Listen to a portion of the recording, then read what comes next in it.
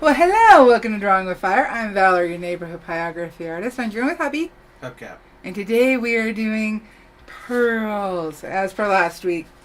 You guys wanted to see me work on the pearls and the buttons, so that's what we're going to do. Is that why there's a string of pearls over here? No, that was from Christmas. Oh. Okay.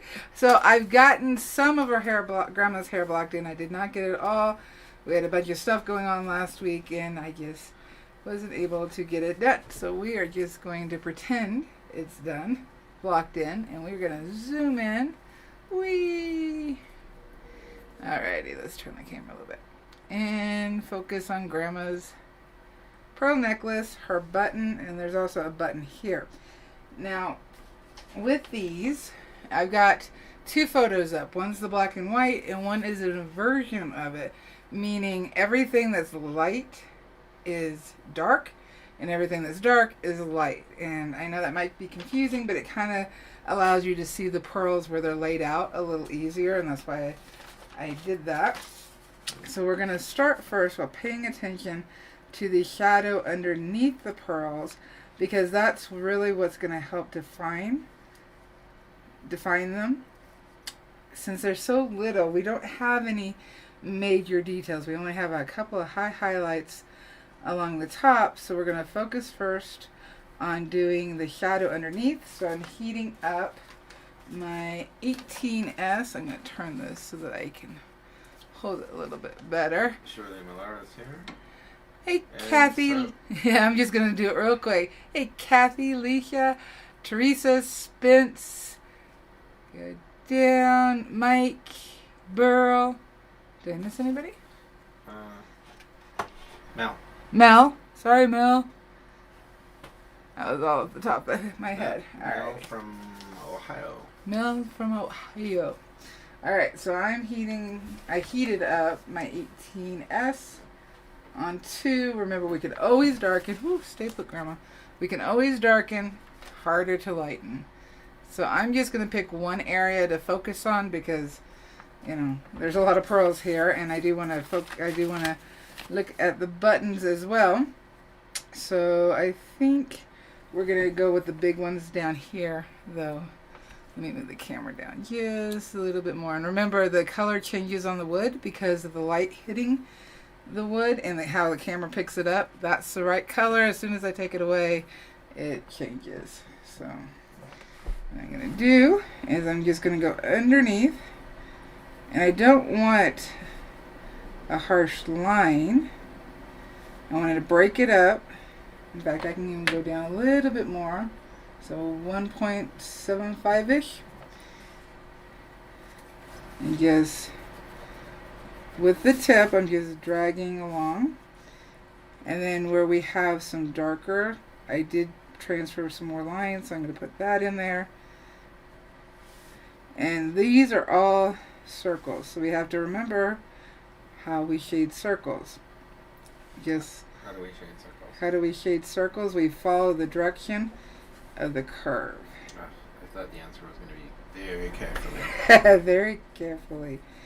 I may have to pull my hair up. It's in my face. In my face. See, I'm not doing like all these outlines. I'm tapping it in and doing small C's. Kind of bouncing around. Some areas are darker, so I'm paying attention to that. And we can even, these are a small area, so I'm trying to be very careful, because when I go in with, say, the 19S ball tip, I can shade around. So this is actually the edge of where the dark is on the pearl itself, and these are shadows underneath. And I know that might seem a little confusing. Burn what you see, not what you think you're supposed to see. Let's see here. Kind of lost some pearls here. Break it up. Because the more you break it up, the more realistic it looks. If it was a solid line, it wouldn't feel right. Alright, and then we do have a little bit from the sweater. In fact, we can go around the sweater like this with just the tip and doing an oval stroke and kind of bouncing the tip around. And this helps form the sweater without giving us a harsh line. I don't want a harsh line. But this is called negative burning, and it helps form the area. And then I'm going to pull my shadow down into the sweater here. Because it's a sweater, we know it's not like a solid fabric. So there's going to be texture. In fact, all fabric has texture. Go, drag it down. And this will also help show how dark the pearls need to go in their shading. Everything works with each other. And so we have to pay attention to that. Some of these are not perfect circles, but I'm going to go ahead and switch over to the 18S. Let that heat up for a moment, see what everybody's saying. Hey, Andrea. Hey, Barb. You're falling down on the job. What am I doing? You're not catching them. What? I'm teasing you. I'm teasing. I'm going to bring the camera up. You wounded me. I wound you. Hey, Val. You shall live. Wait, why are you talking to yourself? Because it's fun. And I'm the only one who listens to me all the time. And actually, it looks like That's not true. I grabbed the M instead of the T. What do you mean that's not true? What? What'd she say? Yeah, I need to go with the smaller ball tip. That's too big of an area. Sorry about that. Let's drop this and switch out pins. Now that pin's going to be hot. I could go with the 9M, but I think it's going to be a little too harsh. I think that S can cool off. We don't want it to be harsh. We don't want it to be harsh. So this is the S. And you can see the difference in pen size. That's a big difference. Woo. Wow, everybody's saying hello. Doha's here. Hey, Goha. Alright. I'm hot. My hair is getting in my face. I'm just waiting for the tip to heat up. On lower temperatures, it might take an extra second or two to heat up. So that's why I'm taking the time and making my hair look worse. But oh well, it's out of my face. You got a question from Mel. Yes, please. So based on your experience and the type of wood, what heat do you normally start your work with? Any work. With birch, I tend to start around 2. With basswood, that's what this is, I start between 1.5 and 2. Birch is between 2 and 2.5. It's actually been a while since I worked on some birch. Let's see here. Try to do this softly. I can go even further down to 1. Tip off. So yeah, the wood, each species of wood takes heat differently. So you just have to adjust accordingly. But that's why I've also got test boards off camera. And when you see my hand move off camera, if I'm adjusting, I'm testing the heat.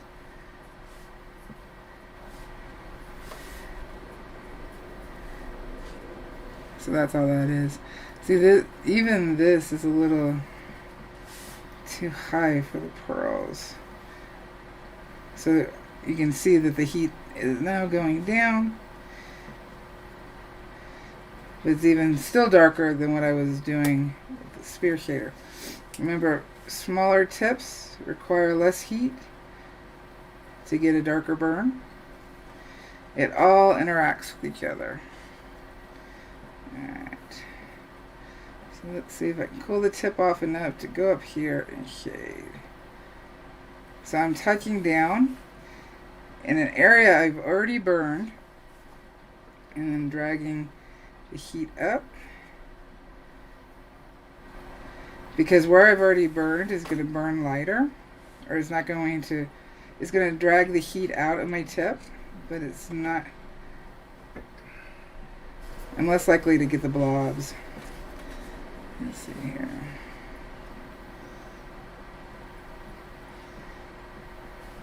This is actually the first time I've done pearls. Touch down, pull up, because what I'm seeing, based on my highlights, I'm going to grab my General Charcoals wet pencil and hit the top where my highlight is, just so I don't lose it. And I'm doing C's because the light is curving around our circle. You still on camera? Alright. Yes.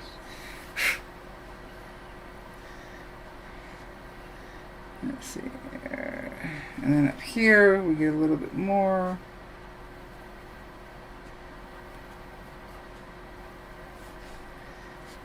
And just a little bit. And remember, this will lighten up and kind of erase. When I take my eraser to it. Sorry, brain was trying to do two things at once there. There we go. Alright. Let's see. I'm going to bump it down just shy of 1. And pick up the right pen. Touch down on my testing board. And now it'll be easier to put some shading in around.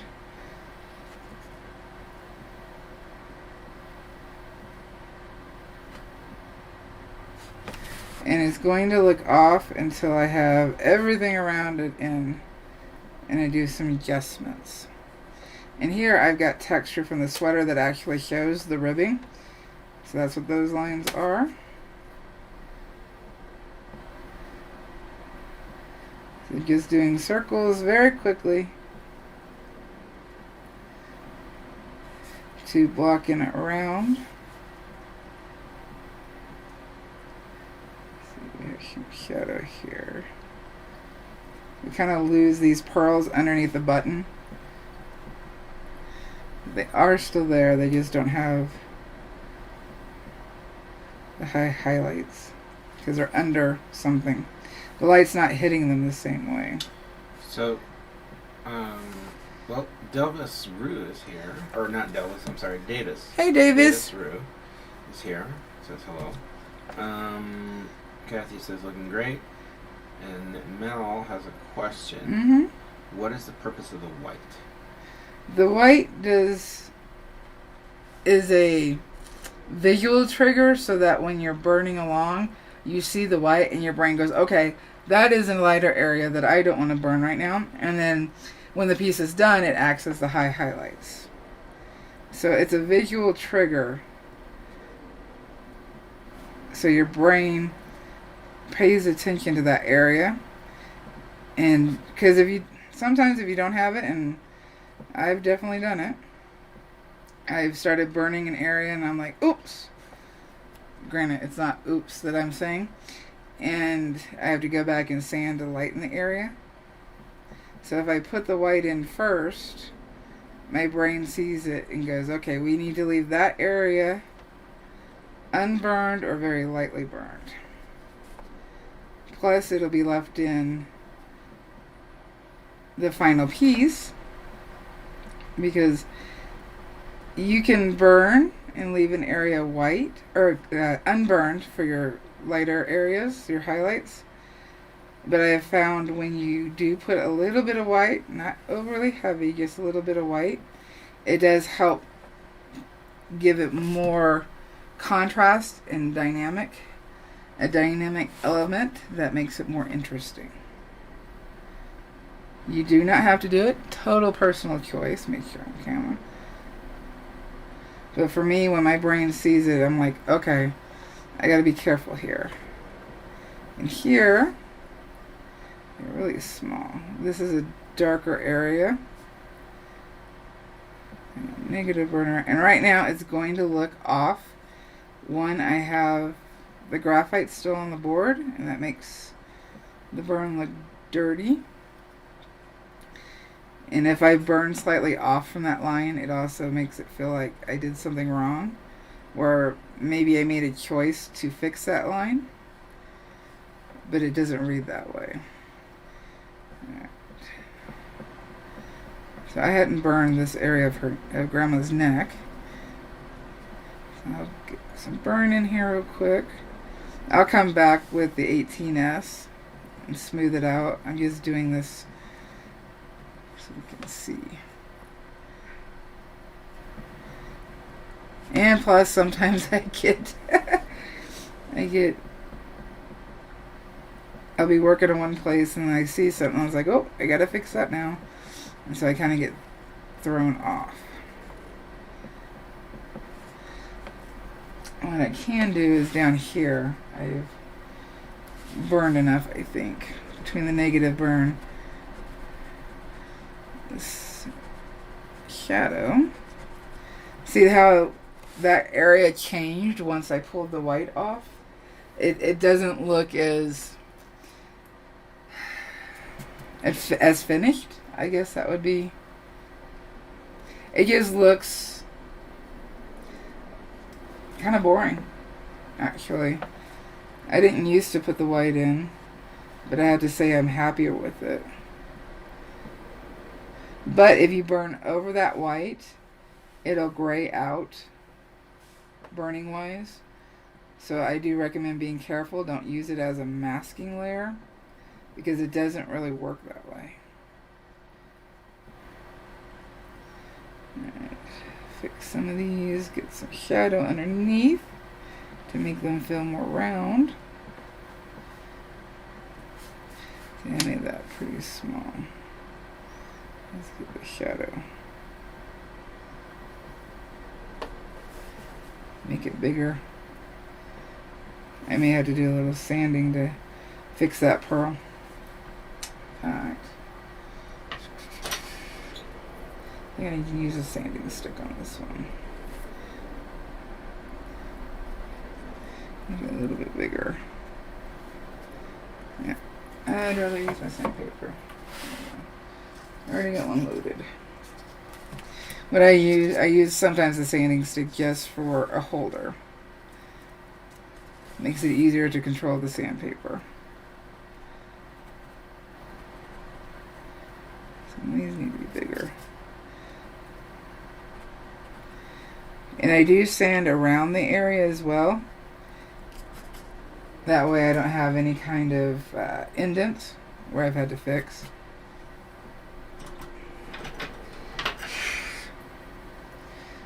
This looks like it needs a little bit of knife.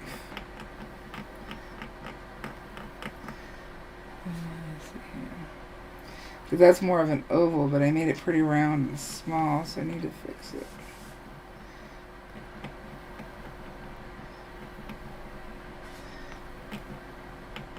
And just using the tip and carefully scratching. And find if it's an oval. Or if it's a round one. I think it still works.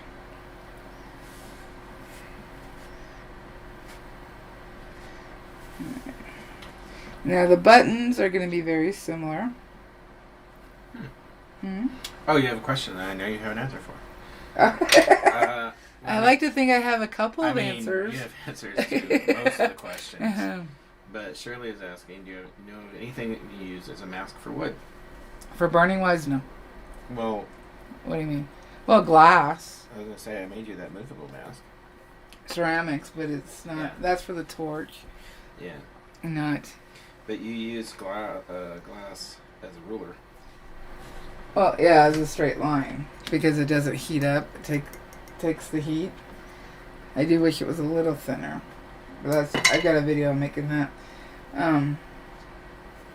But mask, when you think of mask, you think of the other arts like watercolor, on some level acrylic, where you lay down a product that protects that area and it doesn't work with burning. Now, people do use masking fluid after they're burning, and they're adding color. I have not done that, but it does work. Now our button, I can go a little hotter. I'll go up to 1. I'm still using the small ball tip. Now, if you look, the button has a lot of shadow. We have a lighter line at the edge of the button where the light's hitting it. And then we have, like, I think it's like the back end of the button that where the thread attaches. There's that little stem. I think that's partly showing in this photo because I don't see that as the buttonhole. There's no reason why the buttonhole would be so white because it's fabric and the rest of the fabric isn't that white. So that's got to be a part of the button. And that's one thing with these older photos. Sometimes you don't know what's what.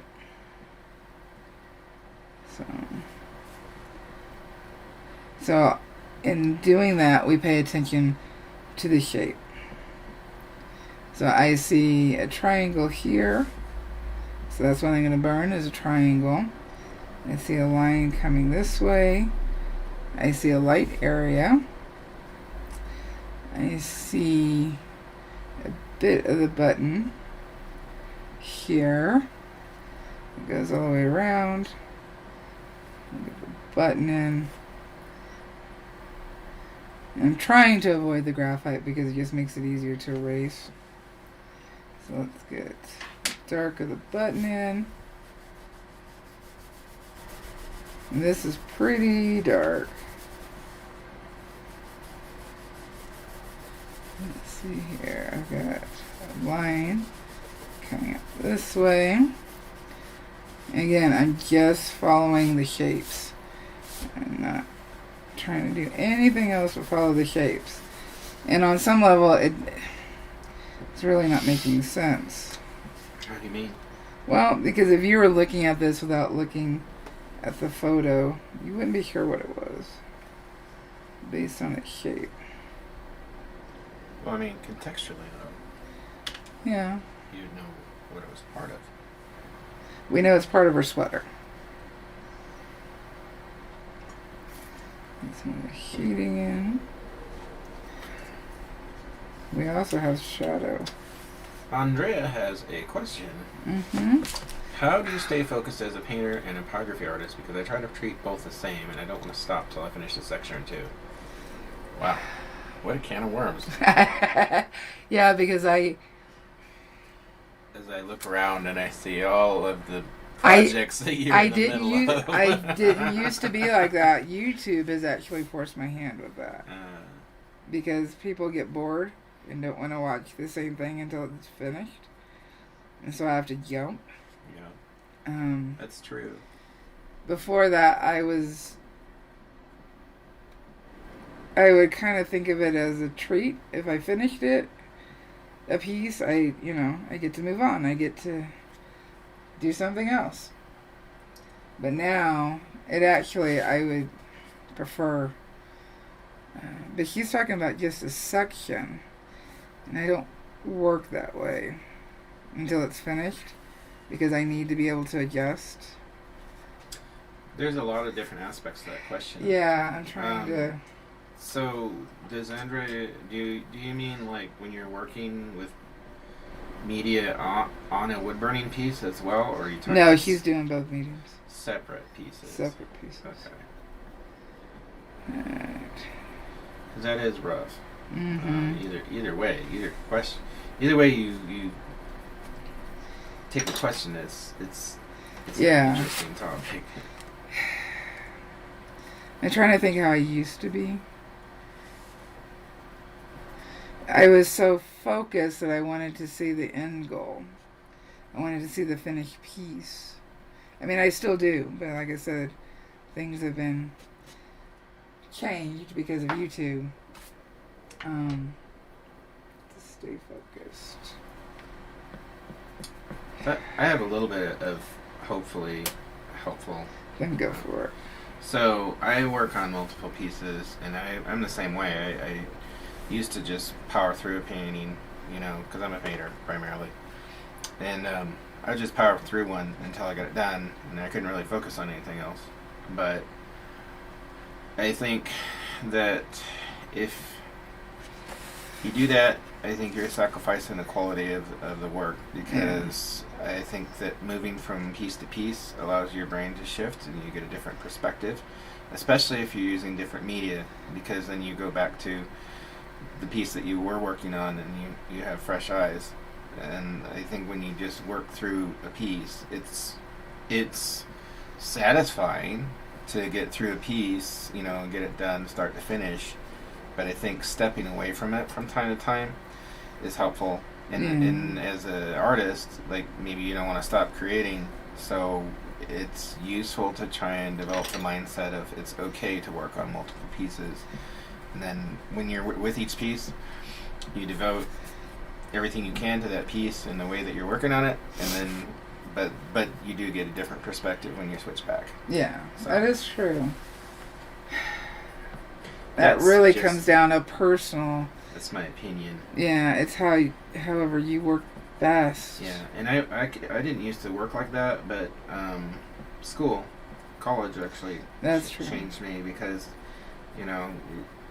there are students that are like, they only work on one thing, but they get chewed out because they have multiple projects due. So if you want to survive in that environment, or in a professional environment for that matter, like, you don't often have the choice of just bearing down and working on one thing. You have to multitask, and so that's something that you have to learn, and I think it's a good thing. I would, before I started school, I wouldn't have agreed with that. I would have said, no, I don't want to do that. But I think that it's important to be able to work on and focus on different things. So Yeah. because I find, even what I find myself, this is just my problem, but when I'm working on a piece, especially if I'm working on it for a while, I'll tend to start to take some shortcuts with it, or I'll get impatient, and moving away from it for a little bit allows me to kind of and work on something else, allows me to regain my patience and to work on it diligently instead of trying to rush it. Yeah. Oh, Val asked the two different photos. So this is just the regular black and white. This is the inversion, meaning what you see is dark and this photo is light, and vice versa. I just wanted to make sure that you were able to see the line of where the shadows are, because some of these, some of it, because of the cracking of the photo, can be hard to understand. So it's just an inversion so you can see what's what where. So everywhere you see a light on this photo, that is a dark. That's why I kept them together, so that you could see what's what. And it's just so you could see this a little bit easier. And for no other reason. Unless your brain actually likes working in the reverse, then that is definitely an option. I can work upside down. The inversion, it would take a little while for my brain to be able to keep looking back and forth, but I could do it. I don't recommend it unless you work that way.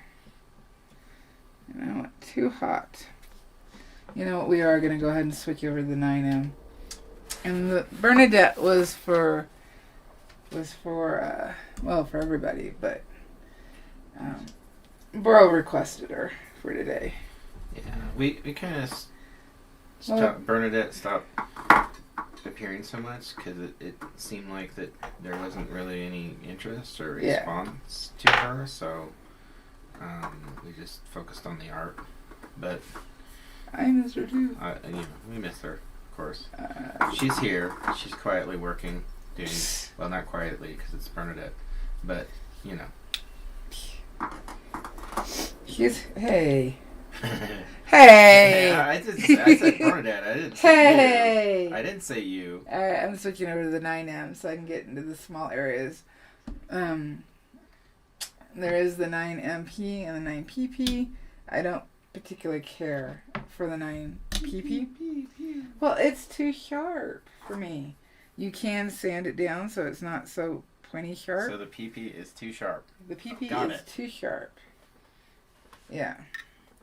The 9M MP is actually... Is it MP or MS? I always screw that up. MS. They're your pens. MS. Well, I know, but I always screw it up. 9MS. This is actually smaller than the 9M. For the 9 PP, I don't. For how I burn, I don't care for it. Alrighty. So Burl said, "Good to see you again, Bernadette." She actually saw her earlier too, because Bernadette showed up earlier as well. Oh, did you? Yep. But Spence and Andrea says love her. Spence says, "I like stepping back. I also take photos each time. Yes. I want them to see things." I agree. Yep. And then also too, if you trust somebody like me, but Val never believes me. She just says, "How's this look?" And I'm like, "Oh, it looks awesome." She's like, "Lies." But because I know you can find something wrong. Because if I can find something wrong, I know you can. Okay. And I have thick skin in that way. But I don't see things that are wrong. And that's a difficult thing too, because when you're talking about critiques, you have to figure out what your person that you're critiquing, what their language is, because maybe that they want general critique or specific critique, or do they want So I would suggest, if you're gonna ask somebody something, don't tell them specifically what you're looking for. Yeah, don't say how does this look, because they probably will say, "Oh, it looks awesome." But if you say, "Hey, I'm concerned about all the shadows being unified, both in depth and direction and structurally, what do you think?" Then that gives that person something to work with. Yep. It tells them how to tell you what they see. Hey, Allison. Because that's a good point, and I needed to write about that. And now that I got the new tablet and the keyboard, I can finish writing. You have to learn how to express what information you're looking for. I'm going to turn this down because it's running too hot. So just tapping in some of the darks, some of the shadow. Because some of it, when I make it darker, things will read better.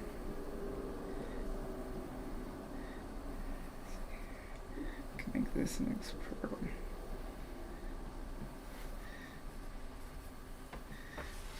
I know I just got quiet. I'm trying to figure out what I want.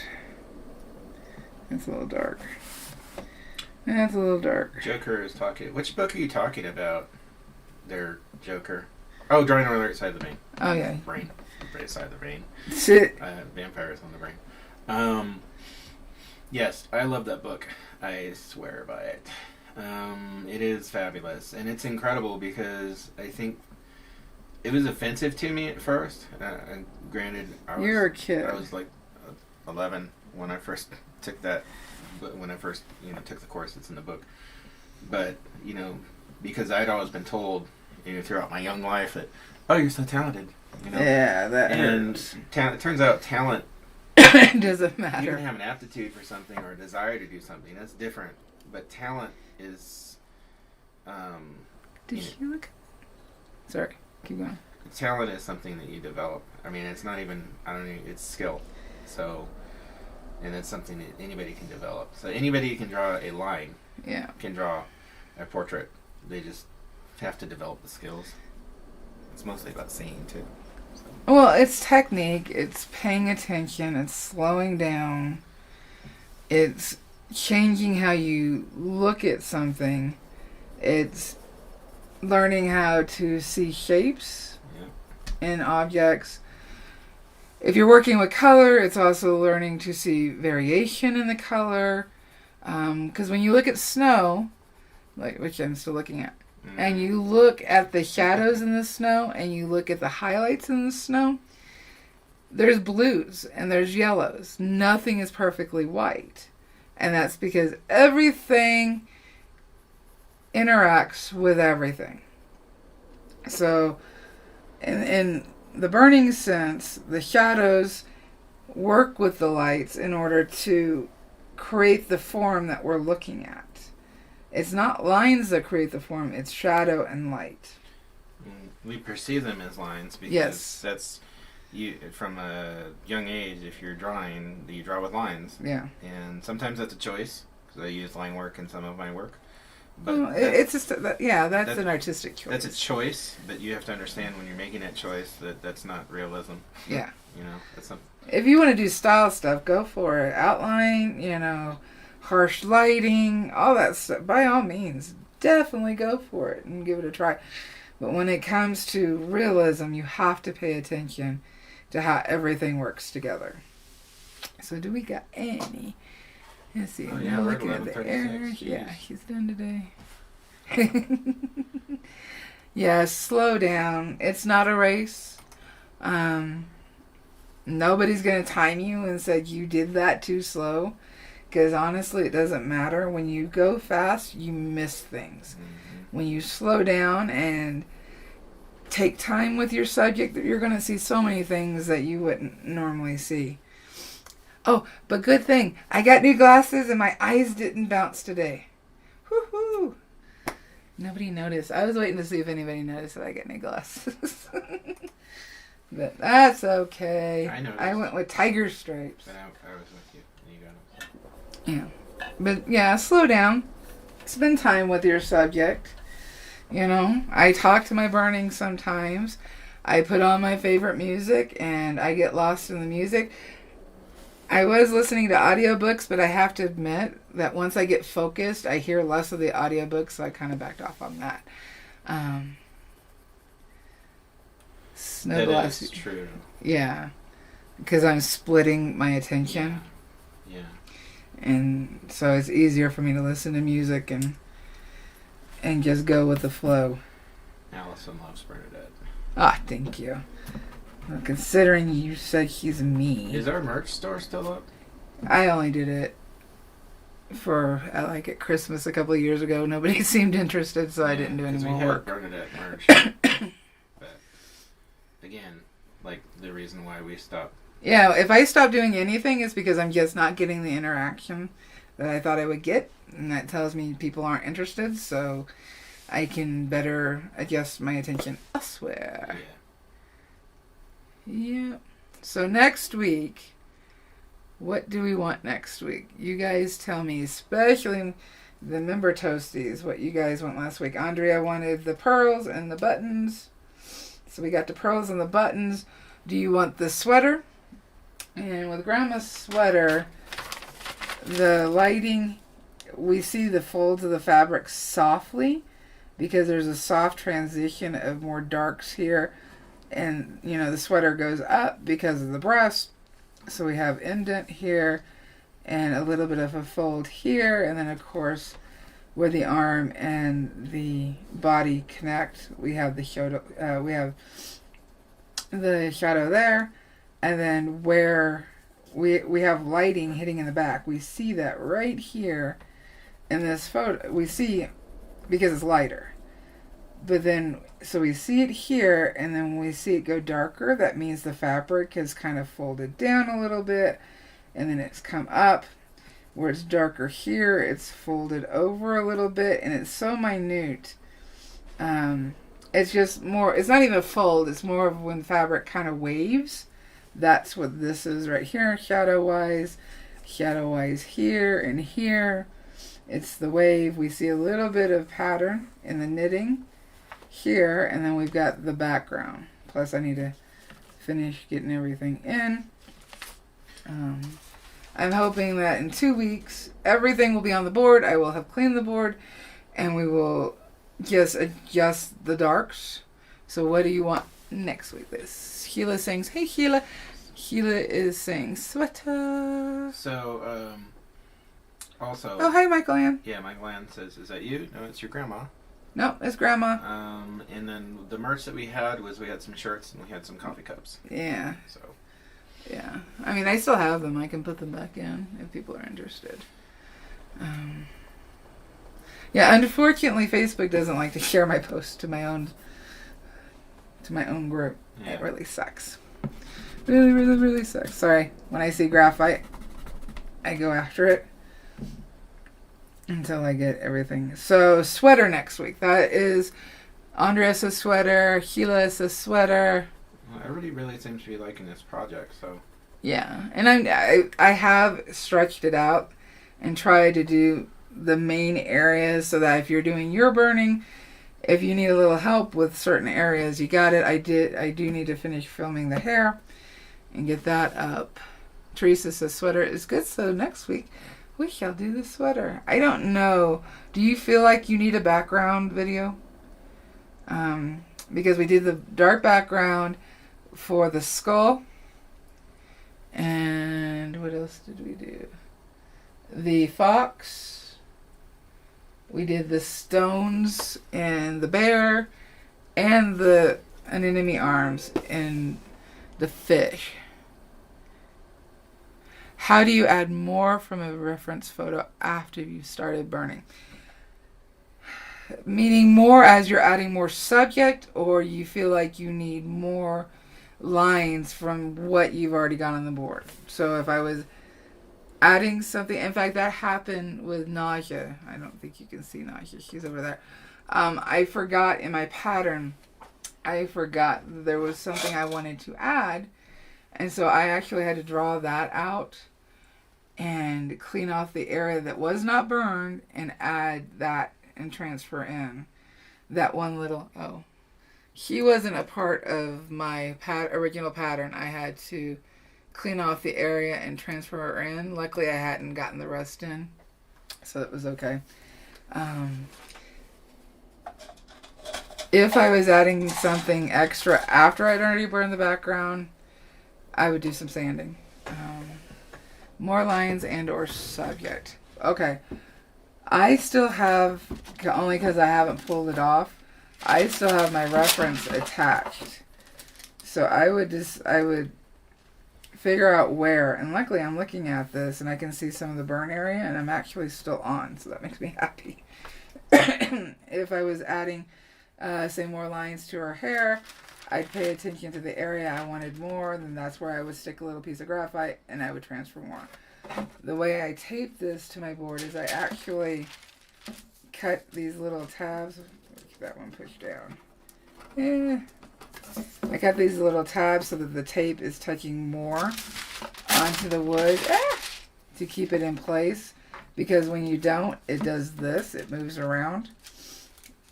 Make sure I'm on the right spot. And sometimes I actually will, if I've removed my pattern, I will make a register mark on the pattern and on transfer to the board so that I can line that back up and know I'm in the right spot. So, yeah. Thank you, Kathy. I tend to make sure, I mean, nausea was a special thing, but I tend to make sure that once I've got my pattern, this is what it's going to be.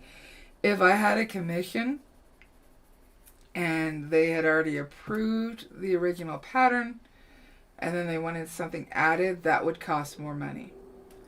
And then I would only say yes or no depending on what area they wanted that subject and if I had already burned in that area. If I hadn't burned and I can, piece it in and make it work, then, that's fine.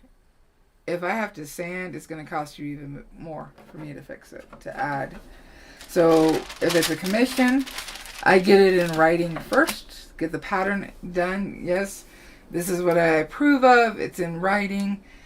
And with them knowing that if I have to change anything now that it's made and I'm transferring, it's going to cost more money. I think it's, after the pattern, I think it's $20 a change for each change. Because I do the pattern for free. And I allow changes in the pattern as I'm doing the pattern because that makes my life easier. Once the pattern's made, then you're getting charged. Yeah, because it is a lot of work. It's a lot of work to try to fix things and change things once I've already got it done. Alrighty, so if we don't got any more questions, we will do the sweater next week. and I will have all the hair in. I'm looking, I burned really light right here, and I like it because the ridges are here. How I did it, unintentionally, but it works. Mm-hmm. And what I'm talking about are these right here. My temperature was so low that it indented the wood, but it didn't really burn it in areas. So let's back you up so you can see to Grandma. There's to Grandma. I have to admit, it's been at times hard to work on this pattern because I sit there and look at her eyes and it just reminds me how much I miss her. You know, so working with this, it's been emotional at times. Just, it's like a special connection. Yeah. Anyway, love my grandma. If we don't have any further questions, please don't forget to hit like and say it with me. You know what you want to say. You know it. Say it with me out loud. You're awesome. You can do this. Why? Because you're a pyro artist. You're a pyro artist. Hey, you got it right. Yeah. Happy burning, guys. Bye. You got it right. Yay.